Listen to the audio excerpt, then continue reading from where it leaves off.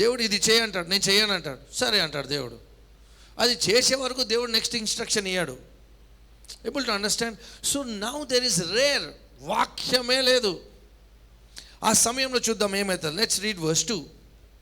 ఆ కాలమందు ఏలి కన్నులు మందదృష్టి గలవైనందున అతడు చూడలేక తన స్థలమందు పండుకొని ఉండగాను, దీపము ఆరిపోక మునుపు సమూయేలు దేవుని మందసమున్న యెహోవా మందిరములో పండుకొని ఉండగాను. The ark of the covenant is the presence of God. Underline that word, presence of God. Okay.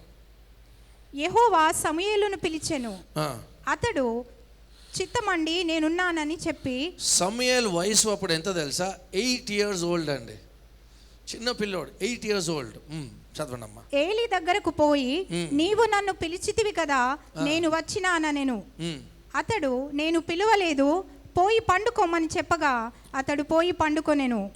యెహోవా మరల సమూయేలును పిలువగా సమూయేలు లేచి ఏలి యొద్దకు పోయి, చిత్తము, నీవు నన్ను పిలిచితివి గనుక వచ్చితినెను.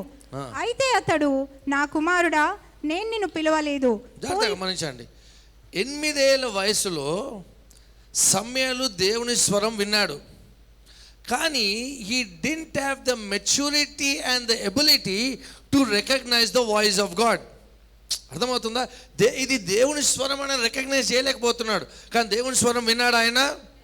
We also have the ability to hear the voice of God, but the problem is, ఇది నా స్వరమా, దేవుని స్వరమా, అపవాది స్వరమా, మనుషుల స్వరమా?